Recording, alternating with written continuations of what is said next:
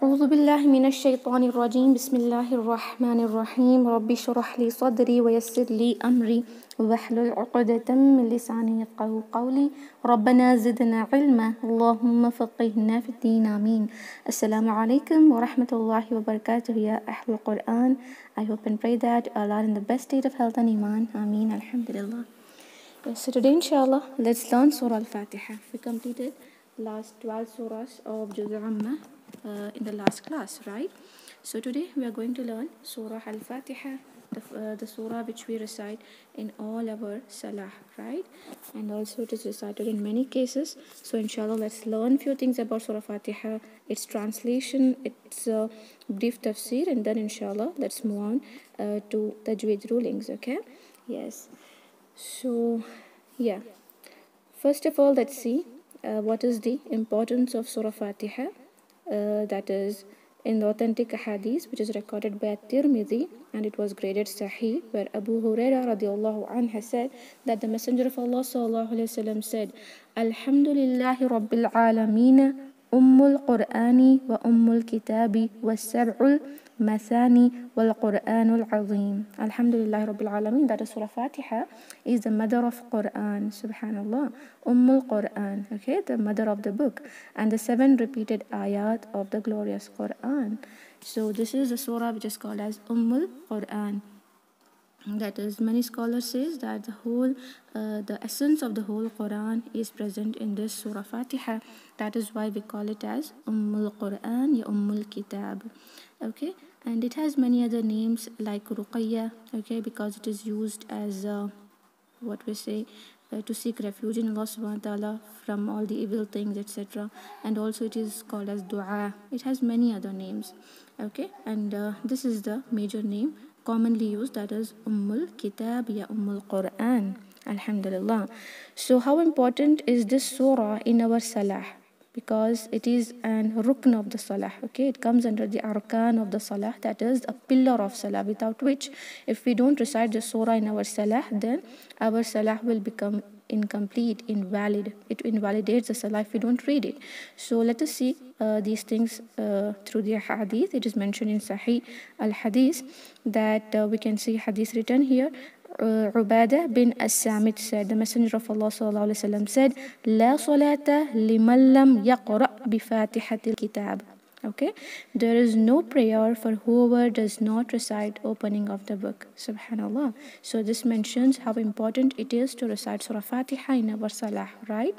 Another hadith mentioning the same thing recorded in Muslim, Abu Huraira radiallahu anhu said that Prophet sallallahu alaihi wasallam said, Man salla salatan lam yaqra fiha ummal Qurani fahiya khidaj.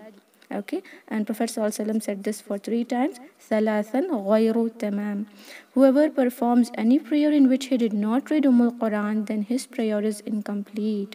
And he said this thrice. Yani Nabi ﷺ said this thrice, that whoever performs any prayer in which he did not recite Quran, then his prayer will be incomplete. So it is very important that we recite Surah Fatiha in the salah. At least minimum we recite 17 times in our daily prayers, right? Because if you don't consider the sunnah prayers, which is actually important, sunnah-e muaqqada is more important, but still if we just don't consider them and only consider the fard prayer of all the 5 fard namaz, fard salah, then minimum 17 times we recite the Surah Fatiha, right? And in that salah, Surah Fatiha is considered to be the pillar of the salah, which is very important to recite. And few scholars say is that if you do lehne jali, that is the mistakes which changes the meaning of the Quranic words, and if you do that deliberately in Surah Fatiha during your salah, then your salah will also become invalid. Why? Because you're making the mistakes in Surah Fatiha that are changing its meaning or making the words meaningless, right? So this is too important that you learn its tajweed ruling correctly, so that you recite correctly in the salah, due to which even your salah will be complete and valid, right? Inshallah. So yes, this is about the virtues of Surah Fatiha and how important it is in our salah. Okay, first I'm going to recite this surah once. Okay, listen to me carefully. I will inshallah mention the tajweed rulings later, but now inshallah I will recite it once. Then let's look at its translation. Okay, yes. أعوذ بالله من الشيطان الرجيم. بسم الله الرحمن الرحيم. الحمد لله رب العالمين. الرحمن الرحيم. مالك يوم الدين. إياك نعبد وإياك نستعين. اهدنا الصراط المستقيم. صراط الذين أنعمت عليهم غير المغضوب عليهم ولا الضالين. Ameen. Alhamdulillah. So this is the Surah Fatiha which we recite every day in all our daily prayers, right? So now inshallah let's look into its translation through one Hadith Qudsi and then move on to its Tajweed rulings, okay? Yeah. What I'm gonna read now is Hadith Qudsi, okay? The Hadith which Allah subhanahu wa ta'ala directly revealed it to Prophet sallallahu alaihi wasallam. It is different from an ayahs, but yeah, whatever Prophet sallallahu alaihi wasallam says, it is considered to be hadith, right? But when Allah subhanahu wa ta'ala says something specifically to Prophet sallallahu alaihi wasallam and he copies the same words and describe it to the people, not changing anything from it, even words similar, then that is called as Hadith Qudsi, okay, from Allah subhanahu wa ta'ala. So this is the Hadith Qudsi where Allah subhanahu wa ta'ala is speaking something about Surah Fatiha. So let's now inshallah learn it, okay? Yes, on the authority of Abu Huraira radiallahu anh, from the Prophet sallallahu alaihi wasallam, who said, this is what Allah is saying. قال الله عز وجل. Almighty Allah had said, فَسَمْتُ صَلَاةَ بَيْنِي وَبَيْنَ عَبْدِي نِصْفَيْنِ وَلِعَبْدِي مَا سَأَلَ. What does this mean? Allah subhanahu wa ta'ala had said in Hadith Qudsi, I have divided my prayer between myself and my servant into two halves, and my servant shall have what he asked for. Because you can see Surah Fatiha here, actually the salah is referred to Surah Fatiha because that is a main pillar of salah, where you can see in Surah Fatiha, first we praise Allah subhanahu wa ta'ala. So all that ayahs where we praise Allah subhanahu wa ta'ala is of Allah. As Allah said here, it is divided half, okay, between myself and my servant. So first half is for Allah subhanahu wa ta'ala, where we are praising him and glorifying him. Second half is for us, where we are asking him ihdina as-sirata al-mustaqim, right? So Allah is saying, I'm gonna give him whatever he is asking for. This is the Hadith Qudsi. Hadith number 8 of Hadith 40 Hadith Qudsi, okay? This hadith continues where Allah subhanahu wa ta'ala says, فَإِذَا قَالَ الْعَبْدُ. When my servant says, Alhamdulillahi Rabbil Alameen, all praise and thanks be to Allah, the Lord of the existence. This is what we say when we say Alhamdulillahi Rabbil Alameen. Its translation is, all praise and thanks be to Allah, the Lord of existence. Okay, we are praising Allah subhanahu wa ta'ala. So when we are performing salah, and when we say Alhamdulillahi Rabbil Alameen, praising Allah subhanahu wa ta'ala and thanking him, then Allah says, قال الله عز وجل حمدني abdi. Subhanallah. This is what Allah doing conversation with us. What we do is we just read Surah Fatiha in our salah so fast that we don't even focus on the meaning. Just like Alhamdulillah Rabbil Alameen Ar-Rahman Ar-Rahim. No. Astaghfirullah, that is wrong. Firstly, we have to recite it properly with the proper tajweed, and secondly, we should know its meaning as well. And third, you can see, subhanallah, Allah is going to answer whatever we say. See, Allah subhanahu wa ta'ala has mentioned in Hadith Qudsi that when my servant says Alhamdulillahi Rabbil Alameen, then I say قال الله عز وجل حمدني عبدي. Subhanallah, my servant has praised me. So when from now onwards, when we are offering salah and we are saying this Alhamdulillahi Rabbil Alameen, read it very slowly with the tartil speed, okay? And then keep its translation in your mind and your heart, and you feel yourself that Allah subhanahu wa ta'ala is answering you saying, my servant has praised me, Alhamdulillah. And then the hadith continues, وَإِذَا قَالَ. And when he says, and when my servant says, Ar-Rahman Ar-Rahim, the most gracious, the most merciful. Subhanallah, how beautiful names of Allah subhanahu wa ta'ala. Where we are saying Ar-Rahman and Ar-Rahim means the most gracious, the most merciful. What does Allah subhanahu wa ta'ala says if we say this? قال الله عز وجل أثنى علي عبدي. Subhanallah, Allah says, my servant has glorified me. See, this is how Allah is answering us in the prayer. But what we do, we just simply recite Surah Fatiha, all the things in the salah, as if it is just our duty to finish off the salah soon and go and do other works, right? We prioritize other things over the salah, which is really not a good thing. You can see, salah is just not about performing and finishing of the task given by Allah subhanahu wa ta'ala. No, it has a beauty in it, right?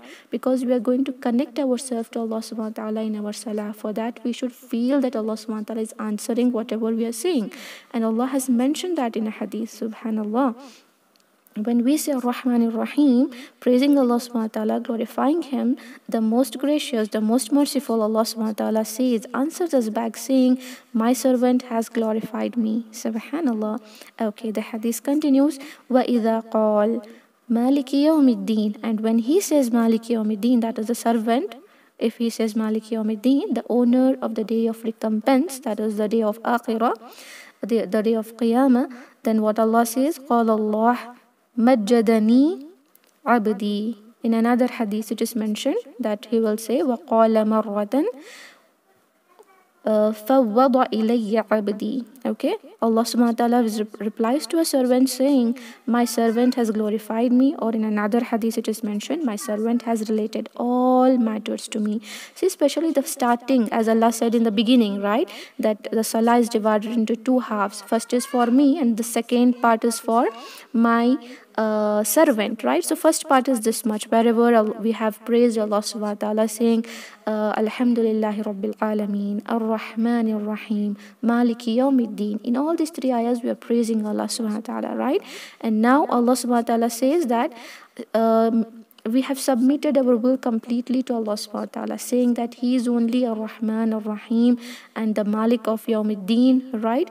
And the next ayah, the hadith continues, فَإِذَا قَالْ إِيَّاكَ نَعْبُدُ وَإِيَّاكَ نَسْتَعِينُ. When my servant says that, when he says إِيَّاكَ نَعْبُدُ وَإِيَّاكَ نَسْتَعِينُ, what are we saying here? You alone we worship and you alone we ask for help. Okay, so this is actually something we can say which is very important part of the Surah Fatiha, because we believe in we worship Allah alone. Every person believes this. But especially when it comes to the second part, you alone we ask for help. This is where many of us make a mistake, right? Especially the shirk is where we do here. We pray Allah subhanahu wa ta'ala, we believe Him as a God and we worship only Him. But sometimes it happens that we like most of the Muslim nowadays, especially going to the graves and asking for many other peoples, the one who is already dead, and also asking directly to Prophet Sallallahu Alaihi Wasallam to bless something is also haram. That is also a shirk, right? So all these things which we are asking help for someone except Allah subhanahu wa ta'ala, that comes under shirk as well. So here especially this ayah, where in Surah Fatiha itself every day we say to Allah, Ya Allah, it is to you we worship and it is to you alone we seek help, right?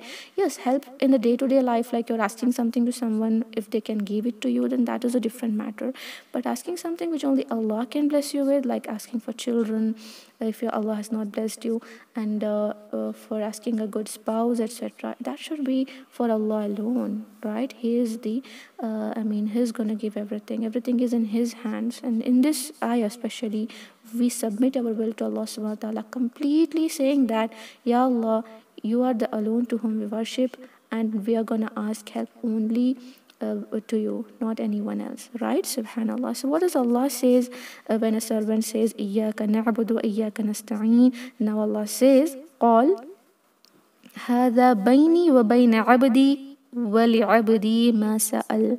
This is between me and my servant shall acquire what he sought. Subhanallah. Now Allah is saying, now whatever things we have said, praised Him, glorified Him, and believe that He is the Malik of Ad-Deen, that is the day of Qiyamah. And we also submitted our will to Allah completely, saying that it is we are going to worship only Him, and also we are going to ask help only to Allah subhanahu wa ta'ala.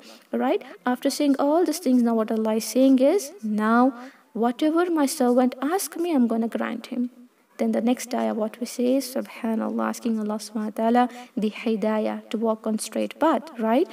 فإذا قال اهدنا الصراط المستقيم صراط الذين أنعمت عليهم غير المغضوب عليهم ولا الضالين. When he says, that is when servant says this last ayah where we are saying, guide us to the straight path. Subhanallah, we are asking Allah subhanahu wa ta'ala guidance. Guidance is a gift from Allah subhanahu wa ta'ala, which we will not receive until we ask Him for. Okay, this is the guidance, this hidayah is the gift only given by Allah subhanahu wa ta'ala to a servant if we ask Him. Without asking, simply we don't get it.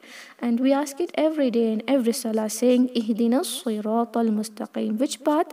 The way of those on whom you have granted your grace. Okay, an'amta alayhim. And not on that way of those who earned your anger.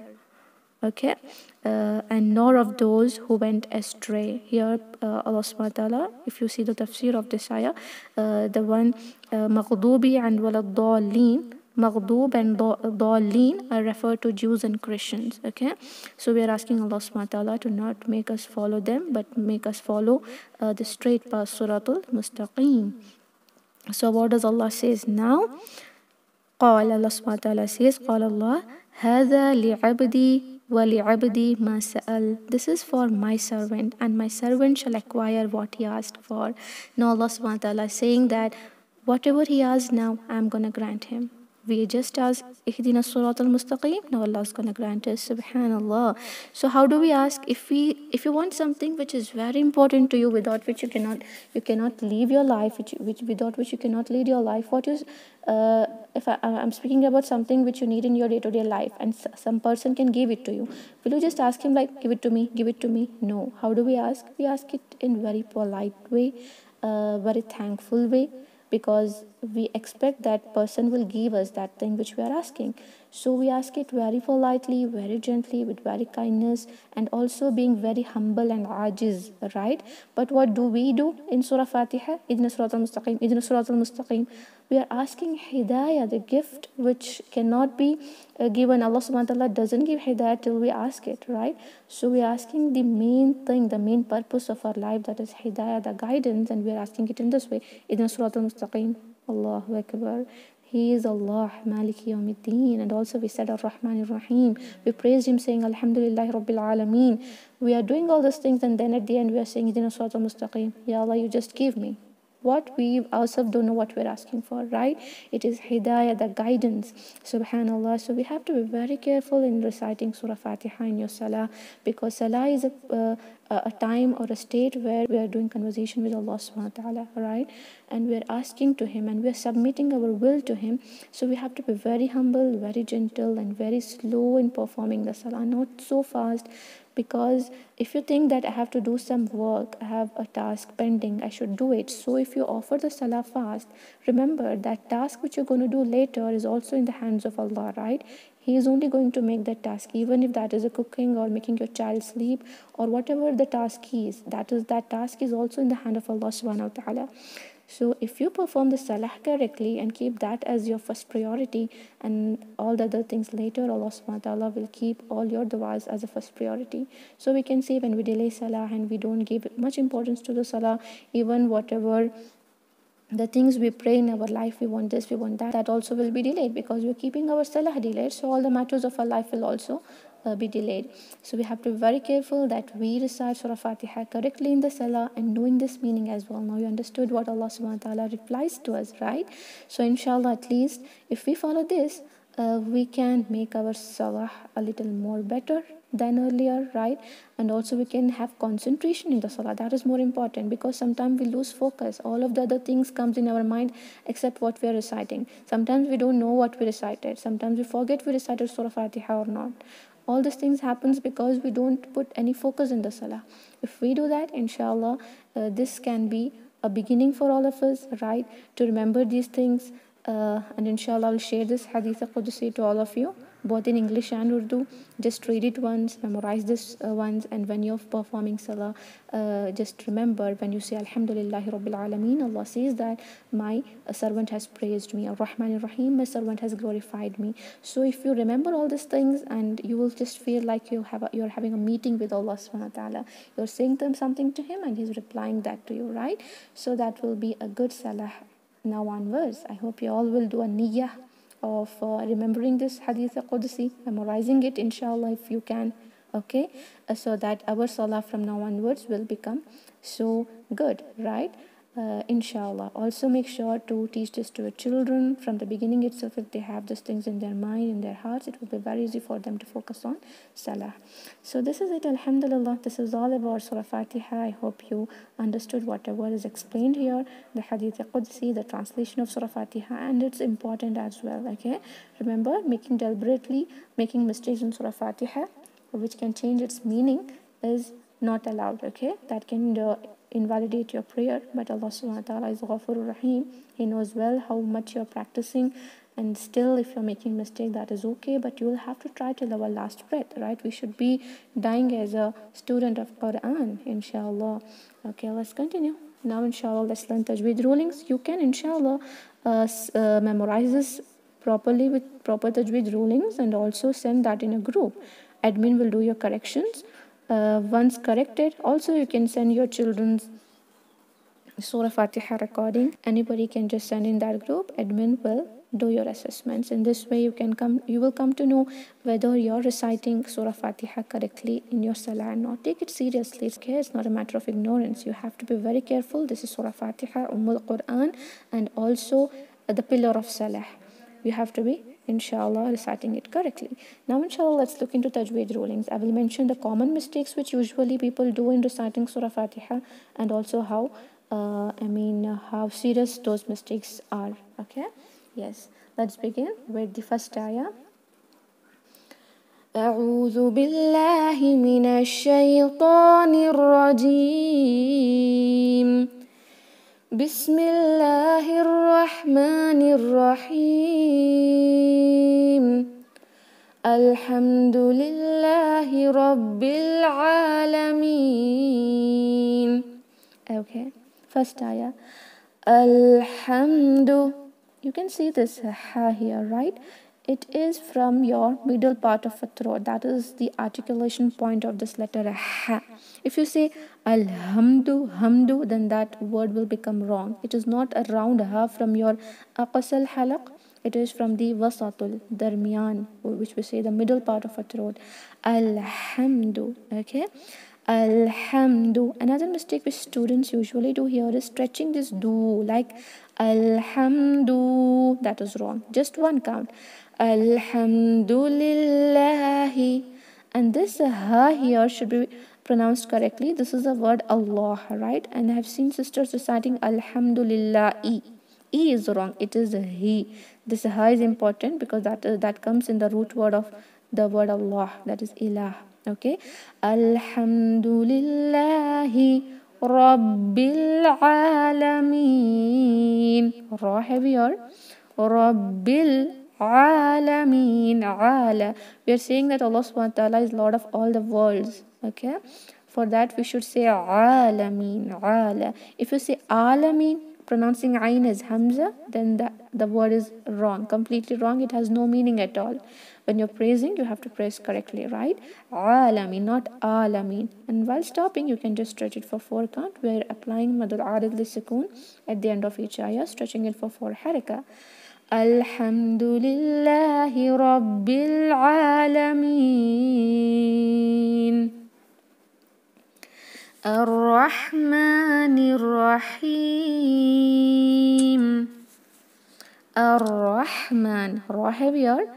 Ha very sharp. If you say Ar-Rahman, Rahman, you're saying this. 1 second, I'll show you. Ra, ha, mim. It is meaningless. It is ra, ha, mim. This ha. Okay. Raham. In both the words Rahman and Rahim, the root word is same, so you have to recite it with the sharpness. Rah, not rah, ha. Okay, not Rahman, Rahim. It is Ar-Rahmanir Rahim. Ra in both these places is heavy, and ha should be very sharp. Okay, make it sharp. Ar-Rahmanir Rahim. Maliki Yawmiddin. Maliki, no, you should not stretch it. Maliki, liki, not Maliki. Don't stretch, okay? Not Yomi, it is a Yawmi. Maliki Yawmiddin. Here I see students saying Meddin. Maliki Yawmiddin. Ma. It is wrong. Yawmi, okay? Maliki Yawmiddin. Iyyaka na'budu wa iyyaka nasta'in. Iyyaka, emphasize ya properly. Na'budu, say here the main word is abd, ain badal, where we are saying only to Allah subhanahu wa ta'ala we worship, right? Worshipping is here mentioned as na'budu.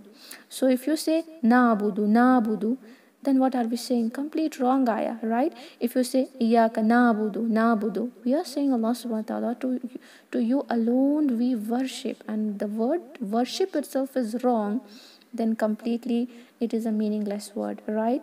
Iyyaka na'budu, okay, with the tawasut time. Iyyaka na'budu wa iyyaka nasta'in. And here also nasta'in means seeking help. In Surah Baqarah there is also an ayah, right? Ista'inu bis sabri wa salah. Seek Allah's help through salah and sabr. So this is nasta'in. It is a ain is important here. Wa iyyaka nasta'in. Tain, no. Nasta'in is also wrong. Nasta'in. Ain is a root letter of this root word, of word nasta'in, okay? Iyyaka na'budu wa iyyaka nasta'in. Ihdina as-siratal mustaqim. Ihdina, not ehdina. Hamza kasra is always e, and all of you know it, but few students, when it comes to this word, they say ehdina. It is not ehdina, it is ihdina, okay? Ihdina sirata. This word you can see, sirata means a path, a way, okay? The root word is sad, sira, and ta. You can see these are the three letters which is very important in this word. But if you say it lightly, if you recite sad lightly, it will become seen, ra, and ta. Sorry, it is ta. Just see the difference.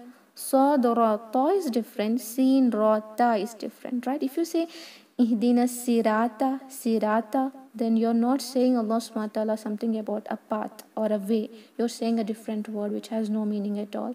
It is a sirata. Okay, there are few things in Tajweed. If you don't do it, then there is no problem. There are few rules in Tajweed. If you don't apply it, then there is no issue, because that just removes the beautification of the Quranic tilawa, but that will not change the meaning of the Quranic words. But there are few mistakes which we do. If we do, then that will change the meaning of the Quranic word, or it will just make that word meaningless. That are the Tajweed rules which you have to be very careful about, okay? That's the first main thing, and that is makhraj of a letter and the sifat of a letter. And here sad and ta has a different sifat. Seen and sad has actually same makhraj, but sifat is different. Ta and ta has same makhraj, articulation point, but its sifat is different. The major sifat difference is sad is a heavy letter, seen is a light letter. Ta is a heavy letter, ta is a light letter. If you just make that sirata light, sirata, then see, you just changed all the letters, right? Ihdina siratal mustaqim. Mustaqim, not mustaqim or mustaqim, okay? It is mustaqim. Qaf is important. Siratal ladhina an'amta alayhim. Same word again, sirata. You have to be careful with all the 3 letters, especially 2 letters, sad and ta. Ra should be heavier here, but if you make it light, then that doesn't change its meaning. That is called as lehne khafi, and that is okay to do in your Quran recitation, but it is makruh, okay? Not it is disliked. Siratal not zina, no z kind of sound, no buzzing sound. Siratal an'amta. Na'ama is very important here. An'amta. Here also you can see ayn is important, okay? An'amta alayhim. Again ayn important. Alayhim. You can stop here, okay? This is actually called as ayat kufi. If you can stop, there is no issue if you stop here. It doesn't change the meaning. Just stop there and continue from the next part. غير المغضوب عليهم. Not gari, ga ga ga. The in Urdu ga is wrong, okay? In Urdu there is a letter called ga, gaf. That is not ghairi, okay? And also in English we say God. If we say God, there is g g kind of sound, right? Actually it is not that g here. It is the gha gha. A little softer sound, not so crispier. Gha gha. Just from where you pronounce the letter kha. In kha we just add a little air to it. That is a letter of hams, but this is a letter of jahar where we don't include any air, so that becomes a little softer like gha. Okay, ghayril maghdubi. Here also don't do qalqala as well. Students do this magh, that's wrong. Rikhava letter, it should just flow its sound. Ghayril maghdubi. Dod heavier and its sound is like du, not a zoo. Okay, غير المغضوب عليهم. Again ayn, very important. عليهم ولا الضالين.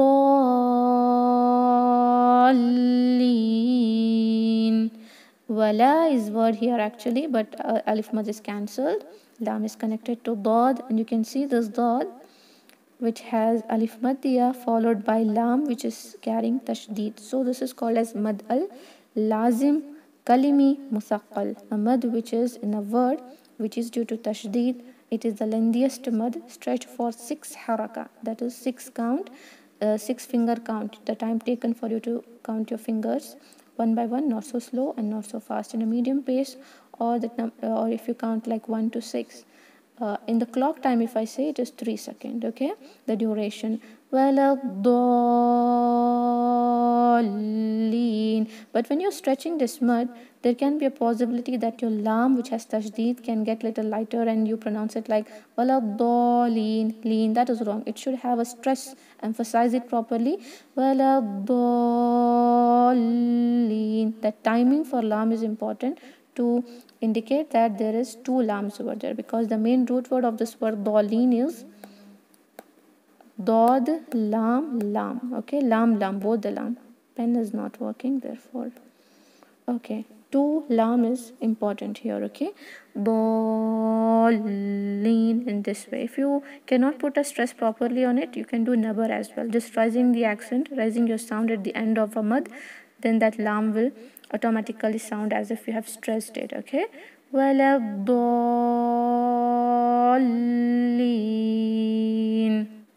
Alhamdulillah. So this is the detailed tajweed ruling of Surah Fatiha. Practice it well. The recording will be provided, inshallah. You have a time till inshallah for 2 days will be given. Okay, today also you can just practice. Don't send it today only. Practice well, because only one time correction will be done, right, of Surah Fatiha. So instead of just reciting it whatever you know, sit properly, take 1 hour time and practice this well, inshallah, and then send it in the group. Admins will listen to it carefully and they will do it, they'll do your assessment. Okay, inshallah. So be careful with this, because you have to recite it properly as we recite it many times in our daily prayers, right? And also it is a ruqayya, it is a dua, right? It is a shifa, subhanallah. You can just whenever you are not feeling well, at that time also you can recite it and blow on yourself and your kids. So that is a really good thing, because this is shifa, ruqayya, dua, everything, and we recite this many times, right? So inshallah, let's recite it correctly from now onwards. Make this niyyah, and that too with its proper tajweed and also understanding its meaning, and also remembering what Allah subhanahu wa ta'ala replies to us when we say this in our salah, right? Inshallah. Okay, so that is it for today. ربنا تقبل منا إنك أنت السميع العليم وتب علينا إنك أنت التواب الرحيم.